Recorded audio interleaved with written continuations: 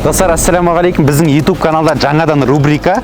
Ол рубрика мынау M5 F90 80 миллион теңгелік көлікпен айтқанда қонақтарымыз күтіп алып, осы көлікке қонақ қылатын боламыз. Олармен ақылдасып, күшті қазіргі керек темалардың барын қозғалып, пайдалы білім беруге тырысатын боламыз. Иншаллах, сіздерден қолдау керек бізге. И және де осы M5 F90 мен әр келген қонағымызбен айтқанда дрифтовать ететін боламыз, олардың эмоцияларын көретін боламыз и олардан максимально пайдалы білім алуға тырысатын боламыз. Сондықтан да осы подкастты немесе осы ақылдасуды көру арқылы сіздер көп білім аласыздар. Так что до конца қараңыздар, өте пайдалы, күшті ақпараттармен бөлісетін боламыз иншаллах. Мен өзімнің өскен бір күшті бір инструменттердің бірі осы подкасттар тыңдау арқылы өскем, өзім мышлениемді өзгерткем. Сондықтан да сіздерге де осы нәрсені кеңес беремін. Бұл тегін. Все, давайте біз бастаймыз. Шалқараға бізде әр келген қонағымызға осы M5 80 миллион теңгелік көлікпен дрифтті көрсететін боламыз. Вот дрифтовать етіп, сіздің кішігірім былай айтқанда эмоцияңызбен өзіңіз бөлісіп, ертең Асқар Галиевич келеді, олармен қалай дрифтовать етеміз деген әңгіме, короче. Давай көрейік қазір енді. Бұл көліктің енді мощності қатты мықты, сондықтан да мына жерде қар болғаннан кейін сәл абайлап істеймін.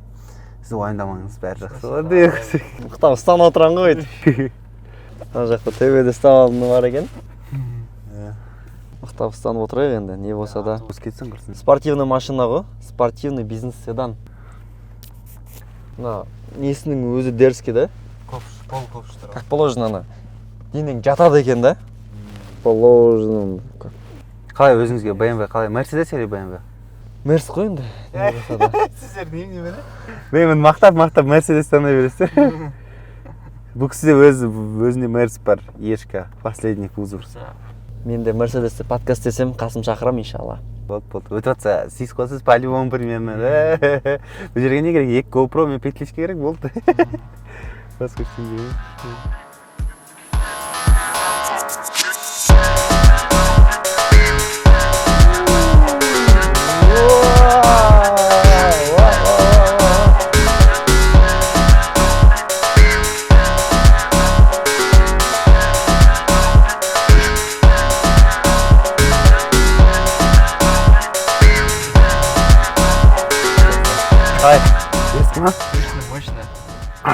Енді қарда қатты қорқынышты емес, байқаған жүрсіз, спокойно бүйтіп жайын аласың. Ертең асфальт, сухой асфальт болатын болса, сол кезде жанын шығарамыз. Ол кезде скорості көреміз анда, бізге апаратын. Қазір қатты айда болмайды. 40-пен ғана айда боласың, короче. Мощно, брат, мощно. Зор болды, керемет сезім. Мысалы сізге де жоғысы болсын. Бұйырса енді қазір қар болып тұрғасын қатты болмай тұрды. Ертең қар жоқ, асфальтта бұл машинаның күшін толыққанды сезінетін боламыз. 40-пен жүрдік қой максимум, брат, 40-пен ойлайық.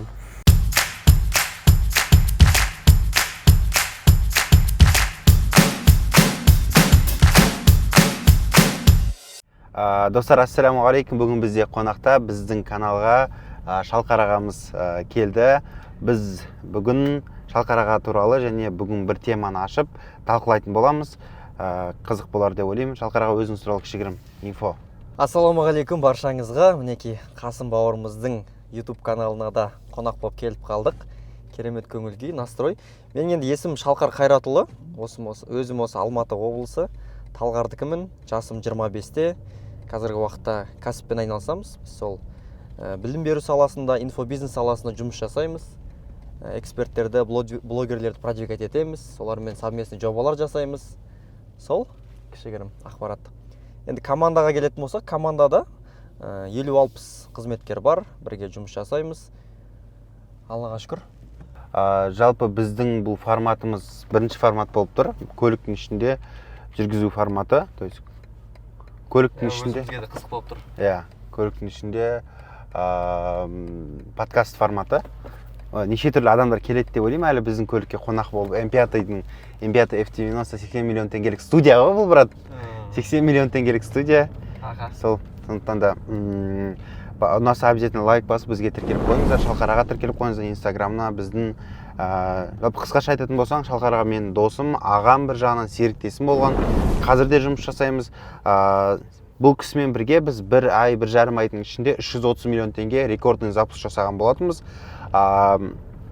бұл кісі өзі маркетолог және продюсер, былай айтқанда қазіргі заманауи былай айтқанда жаңа сөзі инфобизнеспен айналысады ғой. Қазіргі заманда осы инфобизнес өте қатты дамып кеткен. Как раз таки бүгінгі біздің тақырыбымызда сол туралы болады.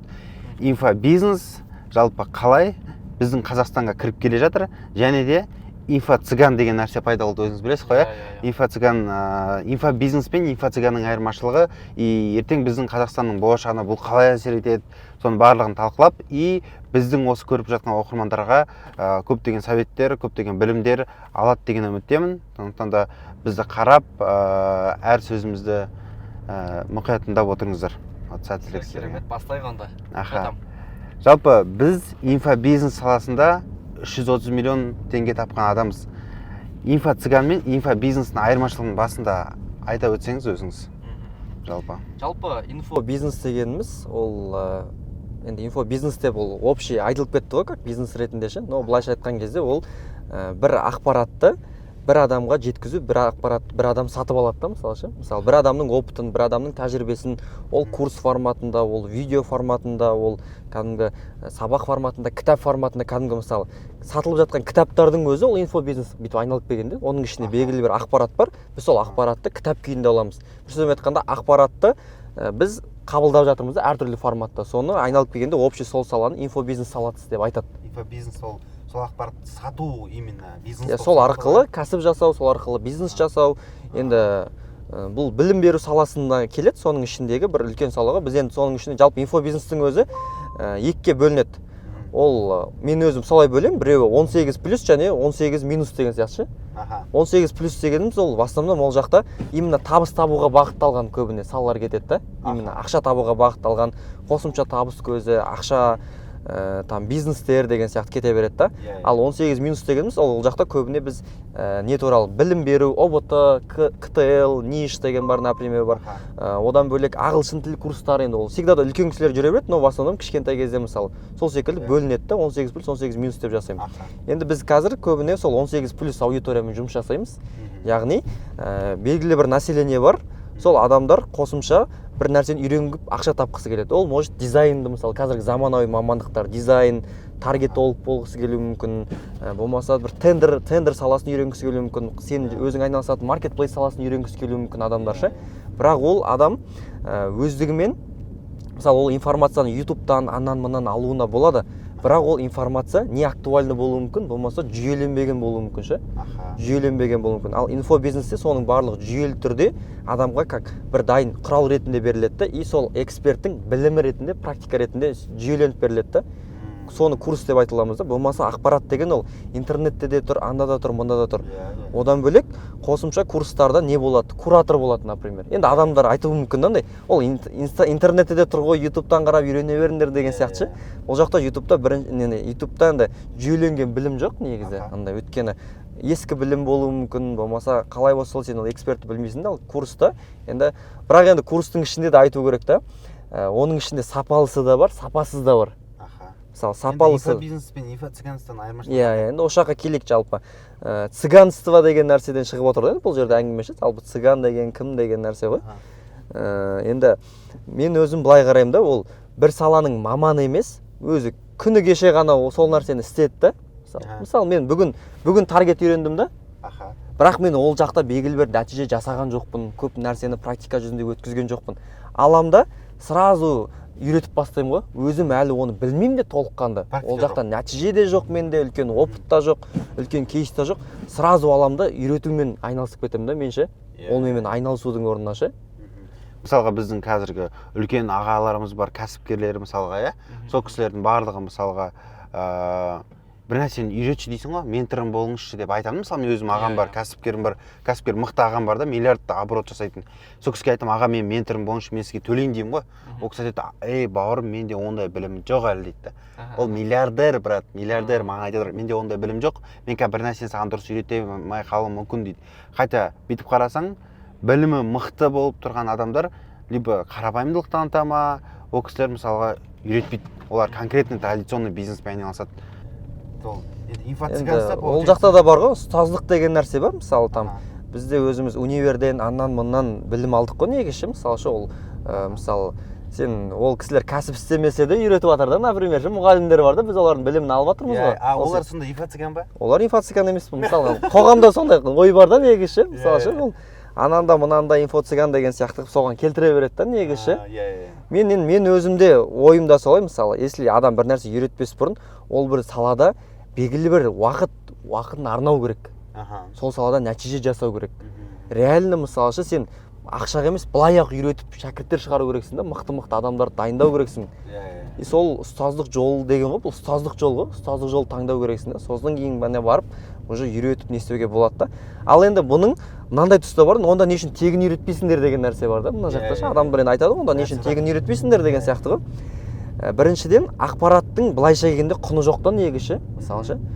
Ал тегін үйретілген нәрсені адам, мысалы, мен мынандай бір тоже не бар, исследование бар, екі группаны алады да, мысалы ше, бір адамдарға сол нәрсені тегін береді, бір адамдар оны сатып алады, короче. Тегін алған адамдар оны кәдімгі бір шынайы жүрегімен айналыспаған сырай жүрегімен істемейді да, короче. Тегін келгеннен кейін ше құндылығын, маңыздылығын көрмейді да. Ал мына жақта ақша төлеген адам соны жасайды да, короче. Входящий, исходящий поток қой. Бағанағыда адам өзінің бір энергиясын шығарады, и сол энергияны шығарған орнын басқа энергиямен толтырады. Мысалға, ол энергия шығару деген, ол ақша шығарады. То есть ақшаны ол не істейді, еңбектенеді, ол табады, ойланады, уақытын арнайды. То есть ол бір определенный энергия жинады ғой. Сол энергиясын енді береді ғой ана кісіге. Ақша берген кезде ана кісінің білімі бар, ол да бір энергия. Ол энергия қону үшін ана орын керек қой оған. Вот сол входящий, исходящий подход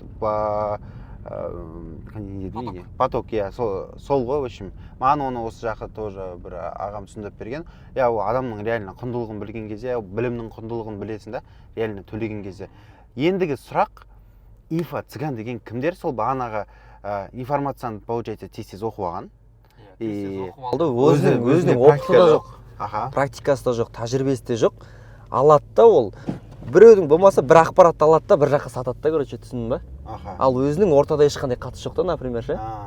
Сондай адамдарды мен өзім инфо-цыган деп қараймын, короче, бір сөзбен айтқанда ше. Енді сіз продюсерсіз, продюсер болған кезде сізге де инфо-цыгандар келетін шығар. Неше түрлі адамдар келеді ғой. Біздің продюсерлік орталық болғаннан кейін мен ең бірінші адамның андай мен бірінші зерттеймін, сразу алып жұмыс істесіп кетпеймін ше. Оның темасы қанша жерден күшті болып тұрса да, мен бірінші ол адамның реально сол салада маманыма зерттеп көремін, ақылдасам ше.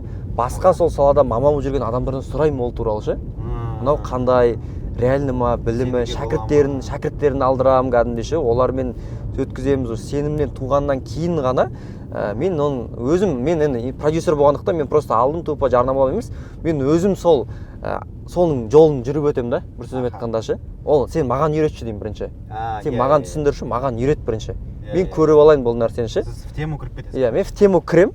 Кіргеннен кейін уже соның ішінде нелер түсіне бастаймын да, бойларды, проблемаларды. Мысалы, біз бірге отырамыз да, сол сабақтың методикасын құрастырамыз, чтобы алған адам сол методикамен тез аралықта ақша тауып, тез арада не істеп табысқа шығып кету үшін.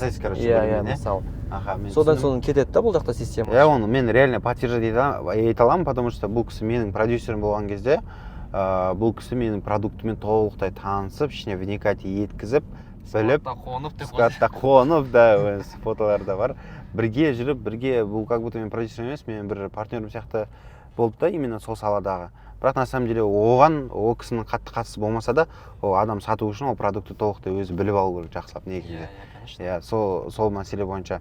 Мен өзім лично инфо-цыгандар туралы айтатын болсам, не үшін инфо-цыган, не үшін инфо-қазақ емес, не үшін инфо-орыс емес деген сияқты ғой. Потому что цыган деген біздің көзімізше қандай болып кеткен ол адамдар? Өтірікшілер. Көбінесе алдайды, мошенничество, аферизм. Адамды алдап бірдеңе тық кетеді, короче.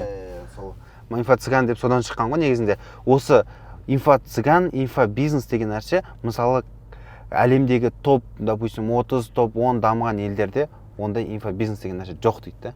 Ол қалай болады екен сонда? Жоқ, ол жоқ деген неге мен өзім не істеймін, өйткені бұл білім беру, жалпы опытты мына жақтан мына адамнан мына адамға жеткізу деген ол өмір бақи бола беретін нәрсе да. Ол сол бір қоғам қалыптасқаннан бері бүйтіп келе жатқан нәрселер да ше. Кітап түрінде, ол бұрын енді мысалы қазір енді ол әлеуметтік желі бар, видео бар, мысалы ақпараттар сақталып отыр ғой қазіргі уақытта. Ақпарат сақталады, например ше, мысалы бұрын ондай сақтау болмағандықтан мұрағаттарда қаншама білімдер, оның бәрі мысалы ше бүйтіп информация ғой айналып келгенде. Қаншама бізде кітапханалар болды мысалы кезінде енді Шыңғыс ханның кезінде де келді, қаншама біздің мықты құндылықтарымыздан айырылып қалдық деген сияқты ғой. Оның бәрі негізгенде информация ғой негізі ше. Ақпарат тарай береді да просто ше. Ол кісілер нені айтқысы келген деп ойлаймын да, 30 ел мемлекет болмаған деген нәрсені ол андай именно бағана бізде енді қатты белең алып кеткеннен кейін ол жақта да бар да, кітап болсын, коучтар деген кісі бар, кәдімгі бизнес консультант деген адамдар бар, кәдімгі сіздің бизнесіңізге келіп консультациямен айналысатын адамдар бар, соны жетелейтін кісілер бар, бизнес тренерлер деген нәрселер бар да. Біз енді андай біз оның бер жағын ғана қарап жатырмыз да, курс қана қарап жатырмыз да. Адам бір курсты алды болды деген сияқты. Ал оның неше түрлі форматтары бар да. Курс жарайды, ол курс форматында қатты дамымаса да, но ол ақпараттың таралуы кітап жүзінде, консультация жүзінде, болмаса бір қызмет жүзінде кете береді да, ол по-любому бола береді деп ойлаймын. Осы жақын арада Қазақстанға инфобизнес деген негізі мен ол бұрыннан бар ғой. Негізі инфобизнес деген не? Ол инфобизнес деген ол қазіргі біздің жанымызда болып жатқан барлық нәрсе ғой. Мына университетте инфобизнес, например, да. Мектептерде инфобизнес, ол бағанағы мектепте айлыққа жұмыс істейтін ұстаздардың барлығы ол определенно ақша алады да, и сонымен информация сатады, былай айтқанда. Информация сатып жатқан негізі мемлекет. Сондықтан да инфобизнес деген нәрсе ол бұрыннан бар нәрсе бізде. Кішкентай кезімізден ес жиғаннан бастап инфобизнес деген нәрсе бар. Бірақ та жаңадан кірген нәрсе бар да, ол инфобизнес емес. Ол инфобизнестің бір жаңа түрі шығар. Бізде мысалы бір сала шығады, таргет мысалы, или там мобилография болмады, жаңа мамандық шықты. И сол жаңа мамандықты барлығы үйретіп баста кетті. Мысалға, математика неге бәрі үйретпейді деген сияқты ғой. Неге или андай адамды дүниемен алдап сатуы ма? Сол мәселе қатты сұрақ туындатады да. Мысалға, Қазақстанға осы бір 2 жыл ма, болды ма, болмады ма? Мысалы 2 жыл, 3 жыл болған. Карантиннен басталды ғой негізі. Карантиннен басталды. Ауқымды болуы. Мен өзім инфобизнестің Қазақстанда ауқымды болуына бірнеше себеп бар. Ол біріншісі карантин. Карантинге дейін негіз біз мемлекет жалпы онлайн оқу, онлайн курстар деген слабый болатын ше. Карантин кезінде белең алды да кәдімгі ше. Сөйтті да сол кезде қалай талай онлайн проекттер ата бастады. Сол кезде мықты нелер шықты да, онлайн образование. Одан кейін екінші очередте Каспий деп айтам, мысалы ше. Каспий Gold кәдімгі мысалы ше. Бұрын перевод жасау қиын болатын негізі ше, кәдімгі ше. Ал қазір уже перевод жасау деген басталды. Одан кейін уже бөліп төлеу деген тема басталды. Содан кейін бұл кәдімгі белең алып үлгейіп кетті да негізі ше, бұл сала ше. Сөйтіп кетіп қалды деген сияқты ғой. Енді барлығы үйретіп кетті дегеніміз, енді барлығын енді үйреткендегі бір адамның мақсаты сол үйретіп ақша табу болады. Бір адамның мақсаты реально үйретіп адамдарды нәтижеге шығару болады деген сияқты ғой. Сол секілді мен әр адамды ол ниетіне байланысты. Мен осы өзім инфобизнеспен негізі мен тастағаныма 1,5 жылдай болып қалды. Инфобизнес, то есть мен курс сатпаймын, мен андай бір консультация бермеймін да адамдарға ше. Енді консультацияның орны бөлек шығар мүмкін, бірақ мен сонда да консультация да бермеймін даже ше. Мен неге инфобизнес тастап кеттім? Менде инфо-цыганство болған жоқ, мен инфобизнес, конкретный инструменттер, конкретный жұмыстар жасалды, адамдарды табысқа жетелеуге шығаруға біраз мүмкіндіктер жасадық та, но бірақ сонда да тастап кеттім. Негізі инфобизнес жасаған негізі дұрыс емес дейді менде. Қазіргі менің ойымда негізі соған келеді. Мысалға, инфобизнесте адамдар, мен осы 1,5 жыл бұрын Сырымбек Тауды білесіз ғой, Сырымбек Тау Якохаманың біздегі основатель деп қойсың, дистрибьюторы осы Азия бойынша, барлық Азия бойынша. И ол кісі бағанағыда миллиард тауып жүрген адам ғой. Сол кісімен бірге біз 1,5 жыл бұрын как раз қыста неге барған болатынбыз? Европаға барған боламыз. Европада мен ол кісінің артынан қалмай 5 миллион теңгеге ма сол турды сатып алған болатын. Сол кезде ол кісі инфобизнес туралы мен жалпы разбор алған болатынмын. Мен кәсіптерім болды. Мен товарка кәсібім болды, инфобизнес кәсібім болды, мен логистика кәсібім болды, және тағы да бір кәсібім болды. Осы 4 кәсібім болды. Сол 4 кәсібіме бәріне разбор жасатқым келді. Өйткені ол кісіде білімі өте үлкен. И сөйтіп ол кісі разбор жасап жатқан кезде маған айтты, қайсысынан қанша ақша табасың деді маған. Мен айттым, мен товаркадан айына 6 миллион теңге табам дедім, таза, короче. Товаркадан, чисто өзім сататын жерден. И фулфилменттан мен айына, допустим, 3 миллион теңге табам дедім да. И потом логистикадан мен айына, допустим, 5 миллион теңге табам дедім да. И инфобизнестан мен айына 15 миллион теңге табам дедім. Это стабильно. Енді ойлаңыз, Сондық миллионер деп ойлап кететін шығар қазір. Сол табыстар табам деген сол кісі ол кісі айтты, сенің основной доходың ол инфобизнес болып тұр ғой деді да маған. Мен айттым, жоқ, мынау да менің основной доходым, мынау да менің основной доходым, бәрін бірге алып жүре беремін деген ғой. Жоқ, сен сол жерден көп табыс табасың, сен сол основной сенің бағанағы табысың сол жерде болып тұр. Сондықтан да сенің бұл стратегияң дұрыс емес, инфобизнестен шығу керексің. Бірінші планға сен қазір основной фокусты инфобизнеске қойып қойғансың деді да. Мен айттым, мүмкін мен солай шығар, мен инфобизнестен жақсы ақша тапқаннан кейін соны бірінші орынға қойған шығармын дедім. Ол кісі айтты, инфобизнестен дереу уақытта шық деп маған кеңес берген болатын. Инфобизнесті жаса, бірақ оны екінші, үшінші орынға қойған дұрыс болады деді да. То есть андай бір андай социальный адам болғың келсе, бір адамдарға көмектесу ризық мәселесі бойынша, мысалы біздің миссиямыз адамдар ризық жолын табуға себепкер болу да. И сол адамдарға үйрету арқылы, олардың бағана үйретсең, олар білім алып, сонымен ақша тауып кетсе, то есть ризық табуына себепкер боласың ғой. Сол сияқты біз соған себепкер болу мақсатында істеген болатынбыз, бірақ ол кішкене дұрыс емес направление деп айтты да. Мен айттым, неге инфобизнесті екінші планға қоямын дедім да. Мен ол жерден жақсы табыс тауып отырмын, адамдарға көмектесіп отырмын, бәрін істеп отырмын. В принципе, нормально ғой десем, ол кісі айтады, менің талай достарым бар дейді, талай инфобизнес, жақсы традиционный бизнес жасады. Традиционный бизнес деген кез келген кафе болсын, басқа нәрсе болсын, дистрибьюторство болсын, традиционный бизнесті жасап жүріп, инфобизнестің жеңіл ақшасына ауып кетіп, айтқанда, өзінің традиционный бизнесі қалып қояды да, инфобизнесқа фокус бөледі, өйткені ол жерде жеңіл ақша түседі, ол жерде андай пайда көбірек қалады, маржа көбірек қалады. Енді ты ол жерде вообще риск жоқ деген сияқты ғой. Өзің білімін бересің, болды деген сияқты ғой. Ол жерде ешқандай шығын да жоқ, былай айтқанда. Сөйтіп олар инфобизнес жасады, 1-2 жыл жасады, бірақ ол адамның энергиясына әсер етеді ғой. Адамның бір нәрсе үйреткен кезде состояниясы бар, энергиясы бар, ол уже постоянно сторисқа шығып жүре алмайды. Ол постоянно адамдарға үйретіп жүруі, ол екіталай. Ана кісі уже выгорание болады. И основной традиционный бизнес бар ғой, который оның настроениясынан не зависит, ол жұмыс жасай береді ары қарай.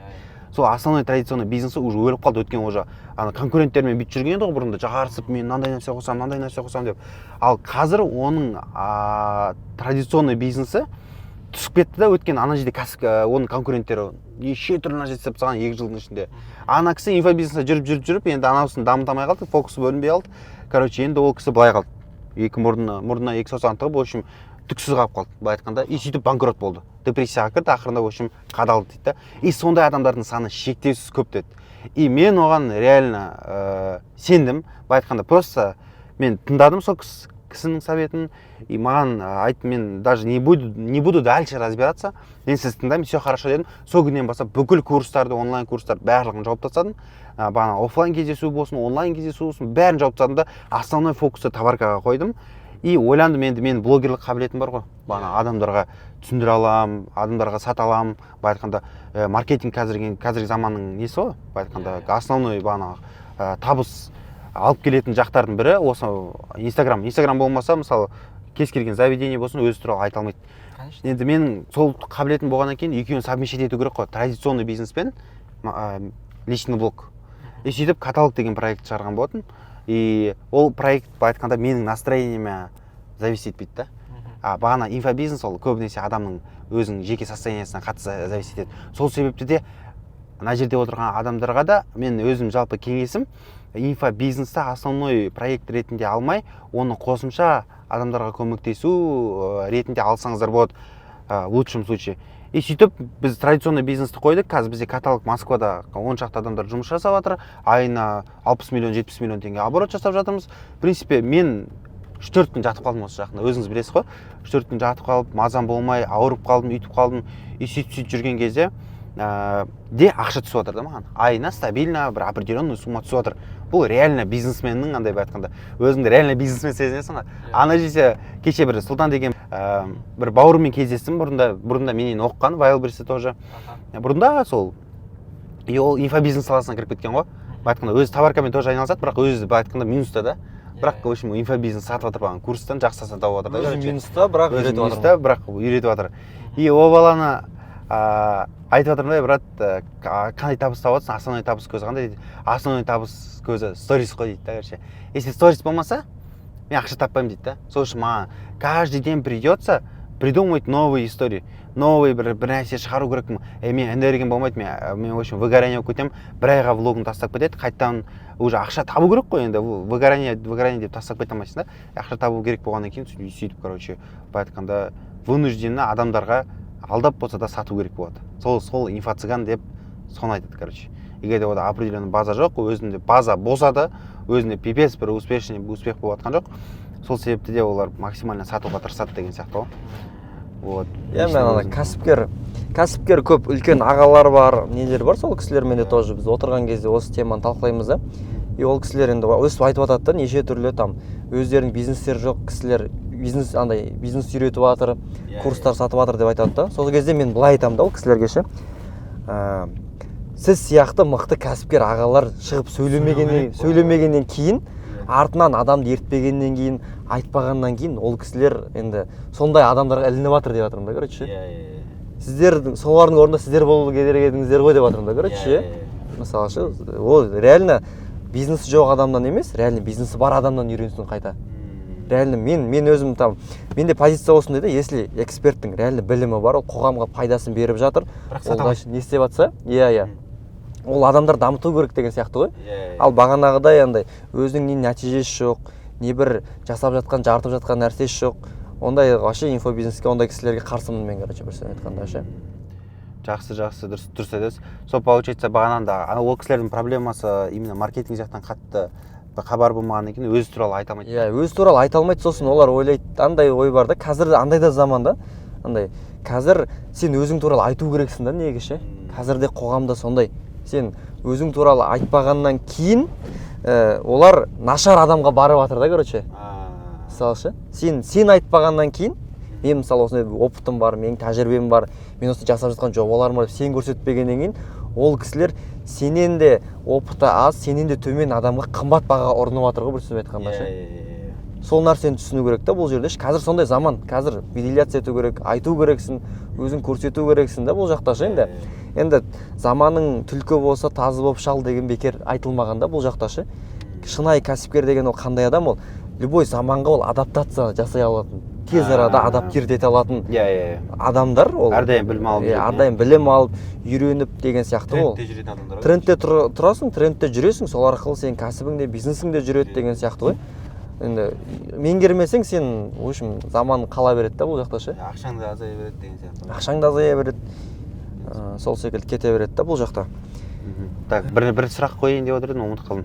Так, инфобизнес, запуск мәселесі бойынша. Запускты жалпы енді сіз запускаторсыз деп танимын, мен өзім топ-1 запускаторлардың бірі Қазақстандағы шалқарға. Запуск деген анда былай айтқанда бір уақытта бах еткізіп, короче, ақша істеу ғой, былай айтқанда, то есть информацияны сату, то есть инфобизнес жасау. Бізде де запуск болды, сол бір айдың ішінде 330 миллион жасадық қой чекті. Сондықтан да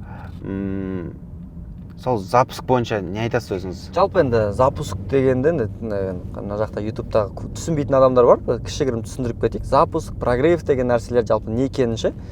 Мысалы, сен бір қызды көріп, сразу оған ұсыныс жасасаң, ол отказ береді да.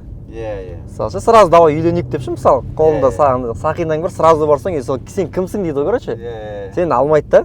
Сен бірінші онымен танысасың, потом гүлін жібересің, подход жасайсың, свиданияға шақырасың, киноға барасың, потом барып, там өзің жақындарың өзің сатасың, короче, ол адамға ше, өзің туралы айтасың, оған қызықтырасың өзіңді ше.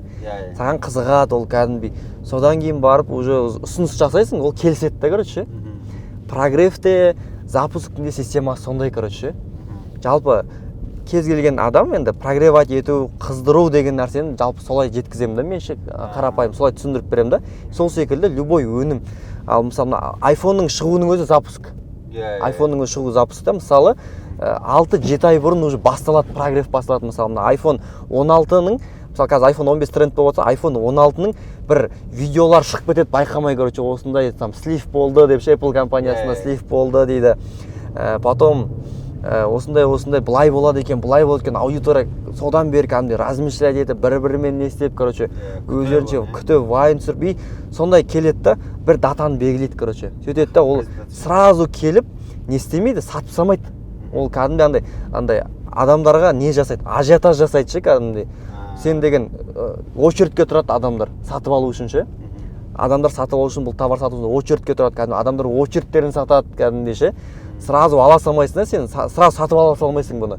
Бір ай күту керексің, сразу новый iPhone шықса ше. Сол секілді нәрселер бар. Ерте шыққандар өзінше шығып мақтанады, короче, міне мен біріншілердің бірі болып алдым деген сияқты. Сол секілді ол инфобизнесте де сондай нәрселер жасалады да бұл жақта ше. Біз сол секілді аудиторияға осы бір тақырыпты түсіндіреміз, жеткіземіз, ақпарат береміз, темаға қызықтырамыз да. И сол кезде там белгілі бір ақпараттар арқылы, там через вебинар арқылы болмаса стористер арқылы сатылымды ашамыз. Сатылымды ашамыз да сол жақта ограниченный количество береміз адамдарға. Ажиотаж тудырамыз да, өйткені қаншама адам қызығып тұр, біз осынша ғана адам аламыз, и сол адамның осыншасы ғана тіркеледі деген сияқты ол ажиотаж тудырады ол. Не только инфобизнесте, любой жерде ажиотаж кезінде адам сатып алады да жылдам ше, короче ше. Сол кезде эмоционально сатып алып қоймай ма адамдар? Адамдар ол кезде эмоционально сатып алып қоятын адамдар болады ше енді. Өйткені бұл енді но ол если пайдалы нәрсе болса, нормально, если зиян нәрсе болатын болса, керек емес нәрсе болса, ол кезде қиын да бізде сол үшін не істейміз? Адамдарға жалпы мысалы осы продажа болса, примерно 7 күннен кейін басталатын болса, біз 7 күннің ішінде оған не береміз? Мысалы ше, мүмкіндік береміз. Жалпы ана қайтарып алуына суммасын деген сияқты. И эмоционалмен алып қоятын адамдар, мен ойланамын да, зачем ол өзіне ол қалап тұрған жоқ нәрсені, ол ертең по-любому ол несі болмайды да, лучше ол қалап тұрған, алғысы келіп тұрған, сонымен жұмыс істегісі келіп тұрған адамдармен жұмыс істеген дұрыс деп ойлаймын да. Сондай эмоциональный покупка да болады бұл жерде. Соны қолданатын деген нәрсе манипуляцияға алып кетпей ма? Манипуляция дегенде бұл нәрсе ғой, былай ол мысалы iPhone 16 де 15-ге iPhone 15 шықты, по факту iPhone 15 керек емес ешкімге негізі. iPhone 16, iPhone 14 негізі бар да адамдарда, iPhone 14 бар. iPhone 15 шықты да деді да, бәрі iPhone 15 алды. На самом деле iPhone 15 ешкімге керек емес. iPhone 14 тура сол екеуі бірдей екеуі да, мысалы разница жоқ. Енді бұл жақта бағанағы нәрсеге келеді да, потребительский мышление дегенге келеді да. Потребительский мышлениені қолданатын, ұстанатын адамдар сатып алады, ол по-любому любой нәрсе қазір солай сатылады қазіргі заманда ше. Үлкен, сен мысалы күшті нәрсе жасауың мүмкін, бірақ ол нәрсені сен бүйтіп дұрыстап жеткізбесең, не істемесең, ол нәрсе по-любому ондай сатылмайды, көп адам танымайды мысалы ше. Сол секілді кете береді да бұл жақта. Запуск деген система осы негізі. Бұны Джефф Уокер деген кісі бар, американский тоже маркетолог. Сол кезден бастап, сол 1900 жылдардан бастап келе жатыр ғой, корпорациялардың барлығы солай мысалы. Новый BMW-ның шығуы, машинаның шығуы да барлығы осы немен келеді да бұл жақта ше. Жаңа қолыңыз біткен сайын ана дырың деп жатыр. Все түсіндім Шалқар аға. Жалпы мен қазіргі жастардың жалпы енді мен өзім үгіттейтін бір нәрсем бар да, просто сізге ол қалай болады деген сияқты. Жоқ, смело негізі енді әр адамның ойы маңызды ғой негізі бұл жерде ше. Иә. Мен жалпы ойлаймын да, мына запускты қазіргі жастар, мен өзім үлкен қателігім болды. Сол нәрсені қайталамас үшін тоже қазіргі запуск жасағысы келетін, инфобизнесте мықты жетістіктерге жеткізгісі келетін адамдар тоже көретін шығар бұл видеоны. Мен енді Қазақстанда рекорд қойдық біз мысалы. Рассрочкасыз 330 миллион теңгеге запуск жасағамыз. Почти $1 миллион жасағамыз. Абсолютный рекорд. Абсолютный рекорд. Қазақстанда жоқ ондай запуск жасаған адамдар. Енді бізде білетін нәрсе бар да бұл жерде. Айта алатындай, бөлісе алатындай, кеңес бере алатындай. И менің кеңесім қазір менде қандай ой болды негізі 330 миллион запуск жасамай тұрып, мендегі алдыңғы запускарым 10, 20, 25, 30 ары барса сондай болатын. Ол жерде мен целевой керек аудиториям алатын максимально. Целевой керек аудиториям келіп, мен бағана қажет продукцияның затын керек адамдар келіп алып, қолданып кететін. Менде бір, допустим, бір аташкалар жоқ еді деген сияқты ғой, былай айтқанда ше. Или там басқа да бір кісілер, которые менің аудиториям жоқ. И запуск деймін да, мен аламда, мен енді нәпсім ойнайды, мен ты чё, мен Қасым қазақпын, мен көп адамдар таниды, мен, короче, запуск жасау керекпін. Неужели мен кеше ғана жүрген адамдар 50-60 миллионға запуск жасап жатыр да. Мен 10-20 сондай жасап жүрмін. Неужели менің деңгейімде, менің біліммен және менің атағымен 100-200 миллион запускын жасауға болады ғой деген сияқты нәпсімен былай айтқанда күрес кетті. И содан кейін мен оны алдым да Шалқарға енді кездестім, уже ана отдел продажи, ажиотаж, короче, көп адам керек болды сатуға, көп маркетинг расходтар кетті. Айтыңызшы, қанша 190 миллион теңге расход жасадық қой бір айдың ішінде, почти бір айдан сәл көп, бірақ 190 миллион теңге расход, ойлаңыздаршы, қалай ол деген, М5-дің нешеуі ма? Короче, сондай расход кетірдік Аллахтың қалауымен. И просто бұл жердегі бергім келіп отырған кеңес, так, бұл жердегі бергім келіп отырған кеңес, менің жасалған қателігім, ол менің көзім аш болып, бағанағы цифраға жұмыс істеп кетуім. То есть ақшаға жұмыс істеп кетуім. Ниет ауысып кетті, короче. Ниетің өзің білмей қаласың даже. Мен Алла дейсің, салауатын айтасың, стихварыңды істейсің, бірақ момент қой. Сен уже запускқа бағанағы цифраға жұмыс істейсің. Сен гештальтың жабылмайды, нәпсің айғайлайды. Сен 100 миллионға жасау керексің, сен 10-20 миллион жасапсың, ана жерде адамдар 50 миллионға жасап жүр, сенде білім ондай жоқ, короче, ше. Вайлберстен болсын, басқа жерден болсын деген сияқты. И сөйтіп мен аламда, короче, енді бүкіл маркетинг ходтарды қолданып, максимально сатамыз ғой енді екеуміз алып. Сонымен 330 миллион теңге запуск болды Аллахтың қалауымен. Ол жерде қанша мың адам болды. И біздің команда, біздің айтқанда біздің командамыз бар, біздің продуктымыз бар, отдел качествомыз бар. Ол объемды қамтай алмай қалды. Өнім дайын болмай қалды. Мысалға айтайын, мынандай объем бар, бұл маркетинг деп алайық. И мынандай кішкентай стакан бар да, бұл біздің объемда. Біз құя бердік, сата бердік, ақырында айтқанда чашканың сыртына ақты. И біздің ағып атқан адамдар бағана кураторлар жетіспейді, үйтеді, короче, сөйтіп қатты қиналған болатынбыз. Прям сапа құлады. И неге өткені біз цифраға жұмыс істеп кеттік. Цифраға жұмыс істедік. Оны мен мойындаймын, мен оны ешқай жерде. Бұны мен как сабақ ретінде көрем. Болашақтағы қазіргі жасап жатқан продуктта, мысалы біз сол кезде мыңдап адам сатқан болсақ, қазір біз айына 50 адамға сатамыз, 100 адамға максимум ше. Бірақ біз ол адамдарды прям сығып тұрып, результатқа жеткізіп тұрып, мықты істейміз да. И бұл жердегі мақсат качествоға жұмыс жасау керек, цифраға алданбау керек, ақша істей алмай қалдым деп ақша көп істеуге тырыспау керек. Ол кезде мысалы бағана қиындықтар болды ғой бізде, бағана ар-бері куратормен, командамен, анау-мынау, бір күні бүкіл команда тастап кете салды сол енді запуск болып жатқан кезде. Сол кезде мына машина заказ беріп қойған, бұдан алдын заказ беріп қойған, запусктан алдын заказ беріп қойған осы көлікті. И сөйтіп командам, короче, құлдырап, жүректің тыныштығы кетті. В общем, вообще қиын ситуациялар болды да. И сол кезде мынау машинаны вообще сен өзің чашкаңнан артық алып қойдың ғой, короче, өзің деңгейіңнен. Иә. Сіз өзіңіздің жұмысыңызды жасадыңыз ғой, бұл жерде маркетингті алып кел дедім, алып келдіңіз. Иә, мен план болды ғой енді, менде план болды. Планы орындалды. План болды, короче. Маған авида жақшады ғой. Жоқ, план сырттан тыс орындалды. Сіз өзіңіздің жұмысыңызды жасадыңыз, бұл жерде ешқандай мысалы не жоқ қой. Сылқ ету керек қой. Короче,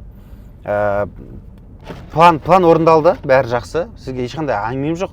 Просто айтып жатқаным қазіргі бір саланың эксперттері, бір саланың бір мамандары, мүмкін бір инфобизнес бастап жақсы жүріп, енді адамдар танып жатыр ғой. Сол адамдарға айтарым, немесе болашақта сатам деп отырған адамдарға айтар кеңесім бар да. Цифраға никогда вообще керек емес. Бірінші, сапаға жұмыс істеу керек. Тек қана сапаға, адамдардың результаттарына. Қазір біз уже қаншама уже бағанағындай команданы үйретіп, команданы мықты қылып, уже кәдімгідей өзін кәсіпкер сияқты сезініп, традиционный бизнес каталог аштық та Аллахтың қалауымен.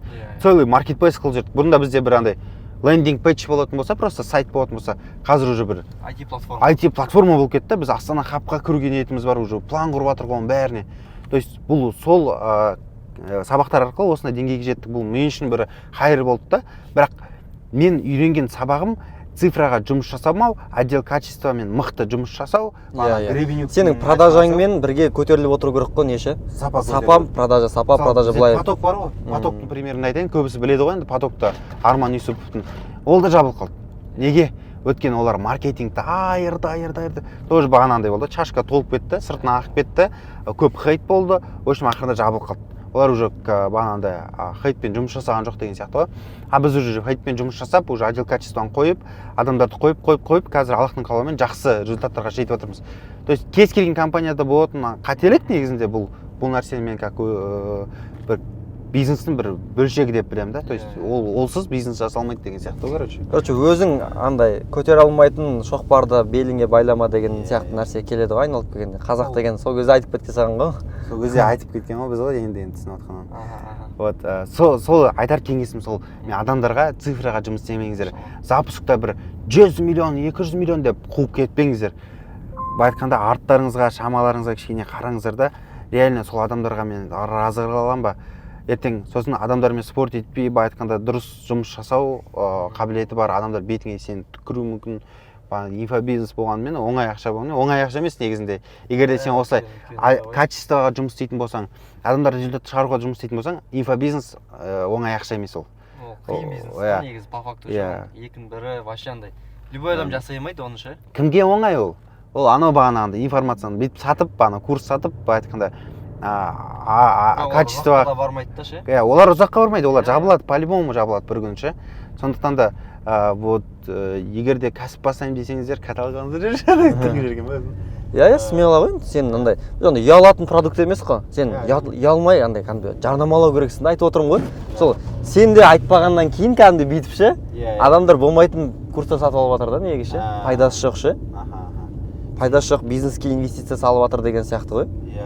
Сол үшін максимально енді Қасым Қазақтың Қасым каталогы, менің өзім Москвада 2-3 рет болдым, складты бірге жүйеледік, системасын құрастырдық, қазір целый мықты бизнес проект. Мен өзім смело ұсынамын, мысалға, иншалла ойлап жүрген кісілер болатын болса, мысалға, қосымша маркетплейспен ақша табамын деген кісілерге ұсынамыз Қасым проекті. Бұл обучение емес, ешқандай. Бұл кәдімгі дайын бизнес платформа деп айтсақ та болады. Сіз кіресіз, сатып аласыз, жұмыс жасайсыз. Подписка. Мен бизнес қой, бұл жақта кетеді. Сіздер 1 жылдық подписка сатып аласыздар біздің маркетплейсқа. Сол арқылы сіздер үйден шықпай, былай айтқанда күніне 2-3 сағат бөліп жұмыс жасай аласыздар. То есть біздің маркетплейстағы товарларды Wildberries-қа, Озон, Каспийға салып, мысалы бұйырса Қазақстанда ашылып жатыр, салу арқылы сіздер өздеріңіз былай айтқанда сауда жасайсыздар.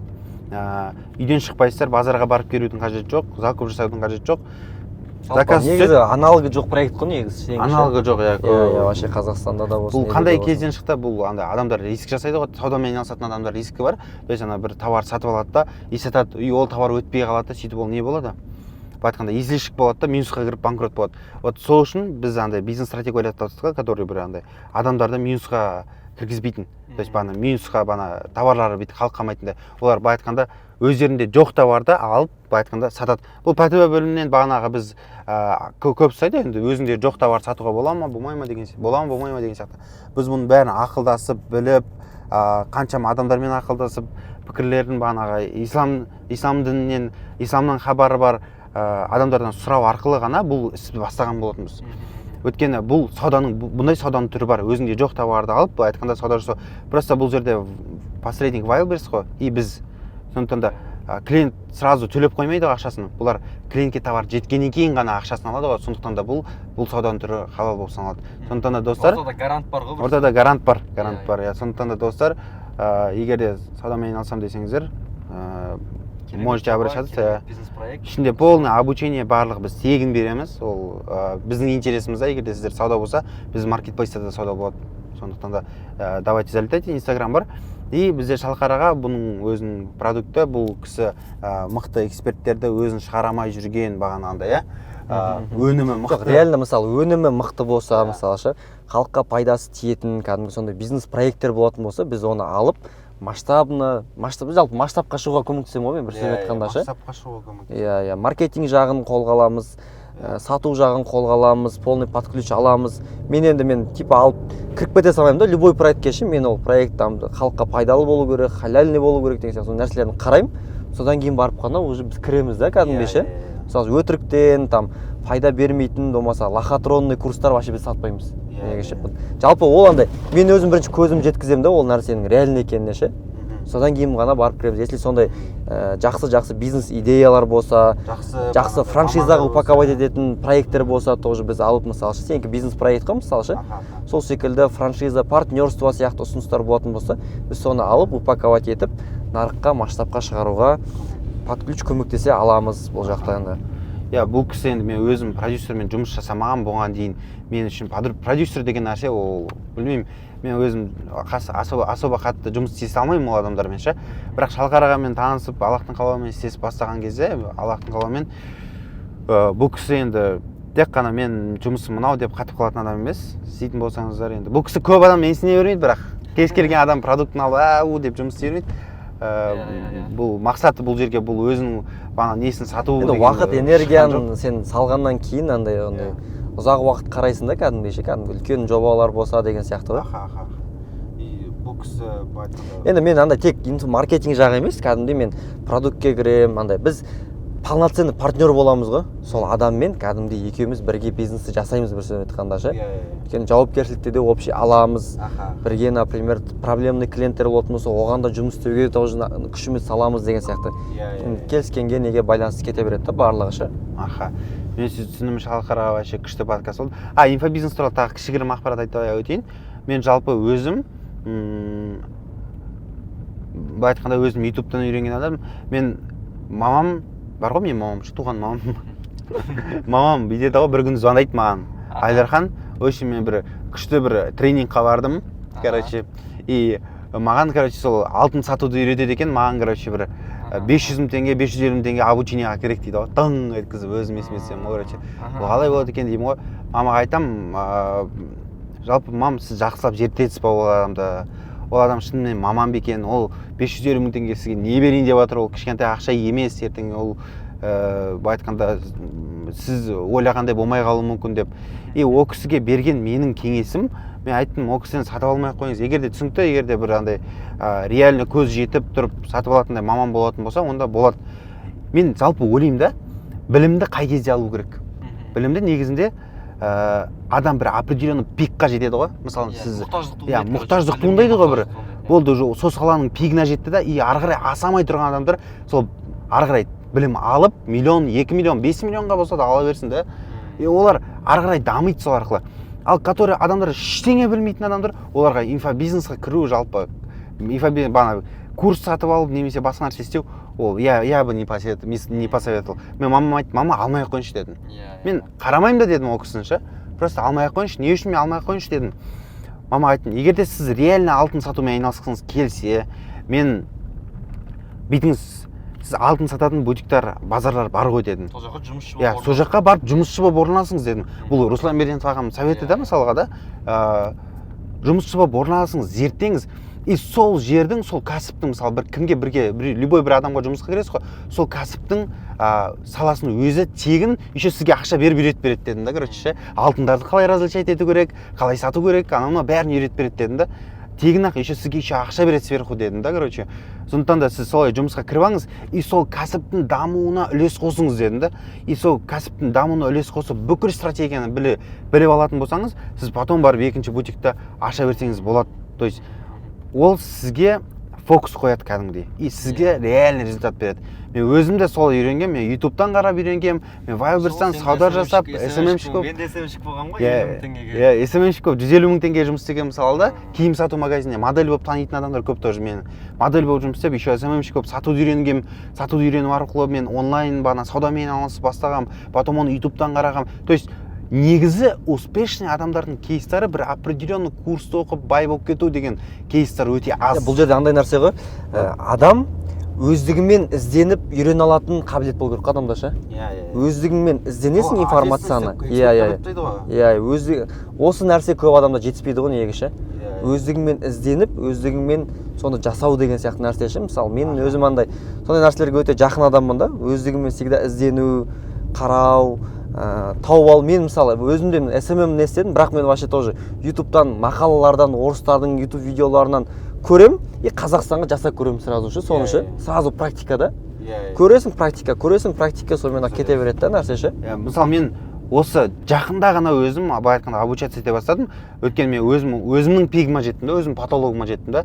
И сөйтіп Аллахтың қалауымен сіз маған айтсыз ғой, Гребенюктің обучениесі бар, 1,5 миллион теңге. 4-ақ сабақ па болады, 5-ақ сабақ, қателеспесем. И сол Гребенюктің обучениесіне жазылдым, 1,5 миллион теңге бердім, и мен патологым тесілді ғой сол кезде. Мен отдел качества қоюды үйрендім, командамен жұмыс істеуді үйрендім, маркетингті үйрендім. Алла ол кісіге разы болсын. Сондай білім алдым. Мен қай кезде уже мен өзімде уже не істерімді білмей қаласың ғой айтқанда. Мен уже бұл сала бағана маркетинг саласында біраз нәрсені білемін, команда саласында біраз нәрсені білемін, бірақ уже ары қарай маған ютубтан информация жетпей жатыр да маған былай айтқанда ше. Сөйтіп сол кісінің бағана несін сатып алдым, обучениесін сатып алған болатынмын, офлайн.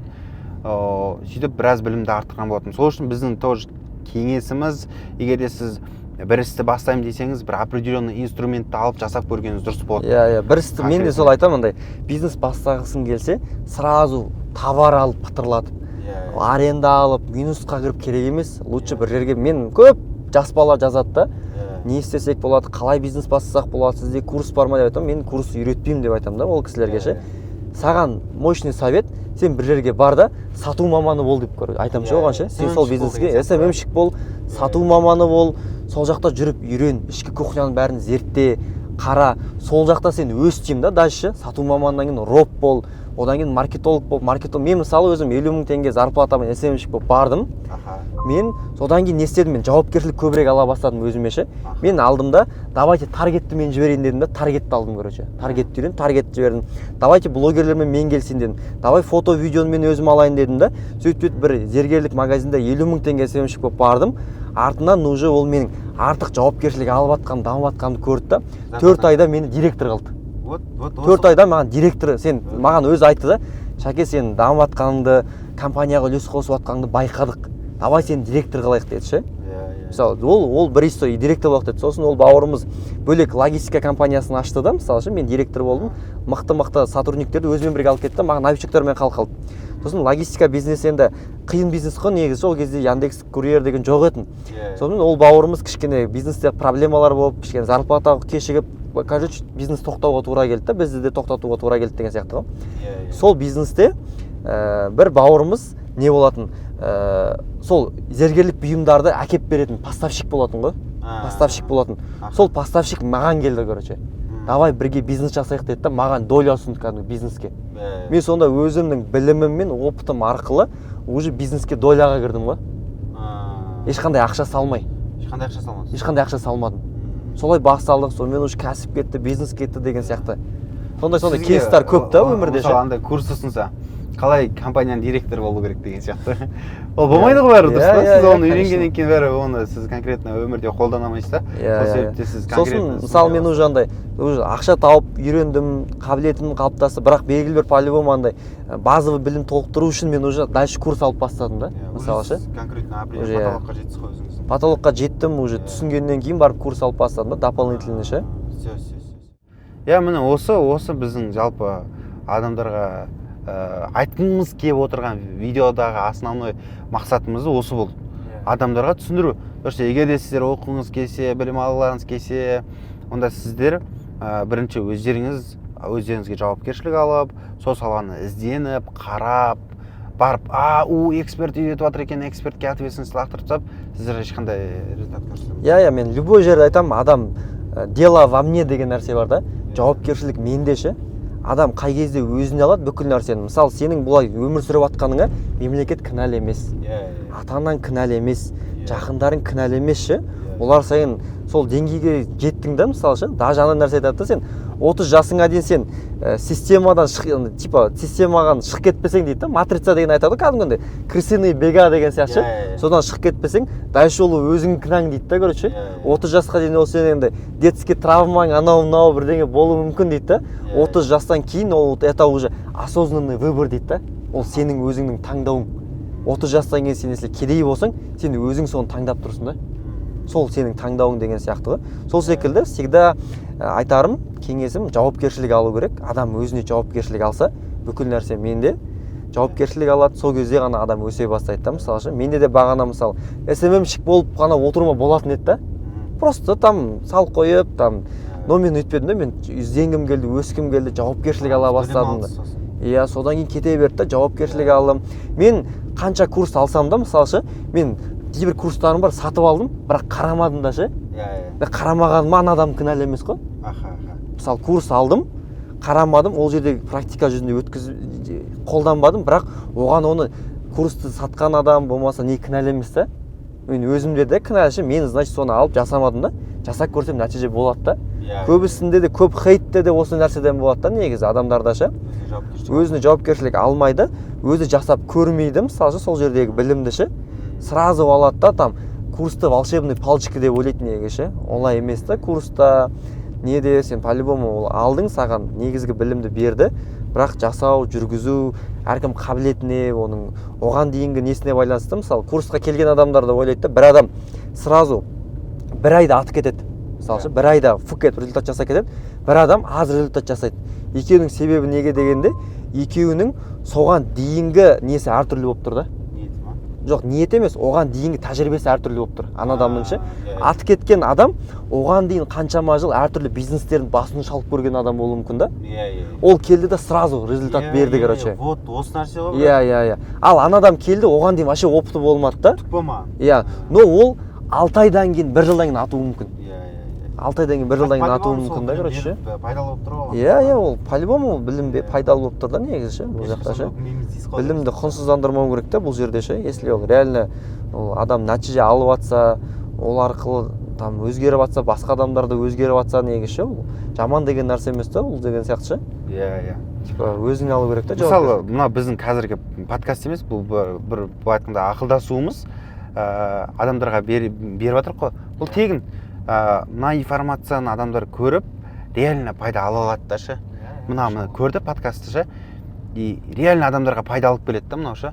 И неге оны айтатын өткен көп адамдар осыны білмейді. Осыны білмейді кесірінен олар бағана айтқандай қадалады, минусқа кіреді, өзінің саласын таңдамайды деген сияқты ғой. Сол себепті осы видеоны көп адам көрсін десеңіздер, лайк басыңыздар. Четко алып келме прогресс. Достарыңызға жіберіңіздер. Поделиться деген астында кнопка бар. Комментарий жазыңыздар ше. Бұл барлығы жалпандай сапалы контенттің қазақ қоғамындағы сапалы қазақи контенттің көбеюіне бұл прямой әсер ететін нәрсе да неге ше. Иә, осылай қаншама адамға пайдасын берсе, сториске салыңыздар, бөлісіңіздер, кесіп там TikTokқа, Reelsқа салыңыздар. Біз ол үшін разы боламыз, қуанамыз да бұл дегенде. Бұл жерде енді пайдалы болу. Иә, бұл жерде андай бөлісу деген нәрсе ғой. Ондай бөлісу деген не только ақшаны бөлісу емес ше. Сен пайдалы нәрсемен де бөлісесің де, сол арқылы да байисың да неге ше. Менде де осы өмірімде осы принцип бар. Бөліскен адам байиды, короче. Сен бүкіл нәрсені өзім дей берсең, сен никак та, короче, бөліссең ғана байисың да бұл жерде ше. Бөлісу деген ол барлығы да оның ішіне бәрі кіріп кетеді да. Мысалы сізде подкастты алдында бір Ақботан Өрікпен түсірдіңіз ғой подкастты. Сол жерде де сіз бәрін қанша күн бойы сіз сол подкастты көріңдер деп несе үгіттеп жүрсіз ғой мысалы адамдарды. И мен таңғалдым да, бұл айтқанда бұл кішігірім басқа бір кісіге жарнама жасап жатсыз. Сіз бай қарасаңыз ше, Ақботаға жасап жатсыздар жарнаманы. Мен мүмкін олай жасамас па едім деп қоямын да өзім. Енді түсініп жатырмын сол сіздің идеологияңызды жалпы. Иә, бұл жақта андай бөлісу деген сияқты. Иә, андай қанша жерден кетсе де бір белгілі бір контент, бір қоғамға біз ақпаратпен адамдарды не беріп жатырмыз да, тәрбиелеп жатырмыз да. Әрбір біздің беріп жатқан контентіміз ол көріп жатқан адамға белгілі бір тәрбие, білім деген сияқты кететін нәрсе да бұл жақта ше. И сол үшін ол қандай форматта болса да, кімнің парақшасына шықса да, главное пайдалы болып жатса болды да бұл жерде ше. Ондай ойламау керек та. Дінде де бар да негізінде, егер адамның қажеттілігі үшін жұмыс жасап, оның комфорты үшін жұмыс жасап, оның бағанағы адам үшін жұмыс жасайтын болса, оны бағана сапаға жұмыс жасайтын болса, Аллах тағала ризықты өз жүгіртіп қояды да сол адам артынан. Бірақ егер де адам ризықтың артынан қолайтын болса, ризық қашады да одан ше. Сондықтан да сіздер ризық дегенде бағанағындай удел дейік та, удел. Сондықтан да достар, сіздерге беретін кеңесіміз өте көп. Бұйырса тағы да выпуск болсын деп жатсаңыздар, Шалқар ағамен бірге онда лайк басып, комментарийге жазыңыздар, сториске жазыңыздар, дайректке жазыңыздар. Бұл жерде бұл андай не ғой? Главное көңіл ше, бұл сіздердің ше, сіздерге андай көрдіңіздер, пайдаландыңыздар, бірақ сообщение жаза салу да, дайректке алдың. Қасым красавчик, Шалқар красавчик көптеген пайдалан. Ал біз кәдімгідей қуанамыз да оған ше. Бізде жүрегімізде не болады да, біз бекер істеп жатқан жоқпыз, короче. Болмаса бұның барлығы уақыт, энергия, күш қой, бүйтіп қарап отырсаң ше. Қаншама біз уақытымызды, энергиямызды салып жатырмыз да бұл жаққа ше. Сондықтан достар, тіркеліп қойыңыздар Шалқар ағаның инстаграмына. Рахмет сізге уақыт бөліп. Алла разы болсын бауырым. Енді ісіңе береке берсін. Мен сенің өзің ниетіңді барлығын бұрыннан білемін. Мысалы біз бірге қажылықта да болдық, бірге умрада да болдық. Аллах қабыл етсін. андай сенің шынайы қоғам үшін қазақ үшін еңбектеніп жатқаныңды білемін. Сол нәрсе одан сайын пайдасын бере берсін. Осылайша қазақи пайдалы білім, қазақша контент, қазақтың мықты кәсіпкерлері, блогерлері өсе берсін дегіміз келеді. Амин, амин, баршамызға иншалла. Сау саламатта болыңыздар. Все, ассалаумағалейкум, давайте. Мхм.